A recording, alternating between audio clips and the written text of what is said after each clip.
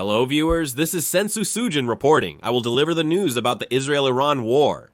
This is Tehran, Iran. Here, anti-American sentiment is gradually rising. A protest condemning the United States' attack on Iran's nuclear facilities broke out in central Tehran. This is Kermanshah, Iran. A large explosion occurred due to an Israeli airstrike. This is Tabriz, Iran. The Israeli airstrike has been confirmed in Tabriz.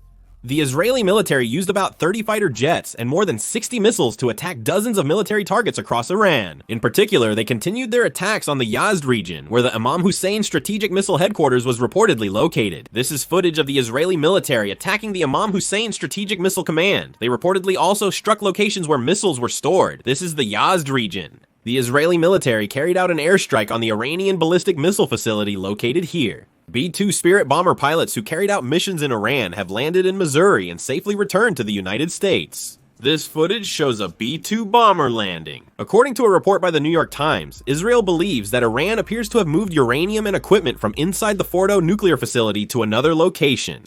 Israel's permanent representative to the United Nations, Denny Danon, accused Iran of using diplomatic means as a delaying tactic regarding its nuclear program in order to buy time to enrich uranium and develop missiles. Israel reportedly discussed moving toward halting attacks on Iran after the United States carried out airstrikes on Iranian nuclear facilities.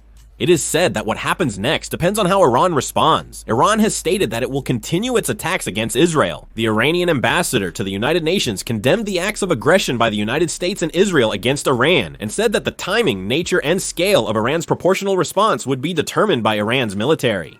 The United States believes that Iran will retaliate, and Secretary of Defense Hexes said that military generals have especially strengthened force protection measures in Iraq, Syria, and the Persian Gulf. Secretary of State Rubio requested that China persuade Iran not to blockade the Strait of Hormuz. Secretary of State Rubio said that if Iran wants to meet, he is ready to meet right now. After the United States attacked Iran's nuclear facilities, British Airways canceled its flights from London to Arab Union and Qatar on Sunday. All flights from Heathrow Airport to Dubai and Doha were canceled that day. The airline diverted a passenger plane bound for Dubai to Zurich on Saturday night. The United States ordered the evacuation of non-essential personnel staying in Lebanon. United States NBC, citing officials from the Department of Defense and the White House, mentioned that something significant is likely to happen within the next 48 hours. Also, since Iran's actions are still unpredictable, they have not been able to identify specific locations where Iran might retaliate.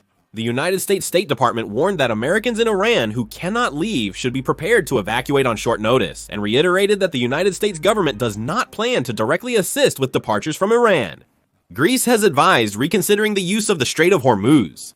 The International Atomic Energy Agency stated that it cannot rule out the possibility of serious damage to Iran's Fordo nuclear facility. The International Atomic Energy Agency stated that their inspectors need to return to Iran's nuclear facilities as soon as possible. The International Atomic Energy Agency stated that no increase in external radiation from the nuclear power plants has been detected at the 3 nuclear facilities, Isfahan, Natanz, and Fordo. The Organization of Islamic Cooperation condemned Israel's airstrikes on Iran and expressed concern about the worsening of this situation. I will end the video here. Thank you.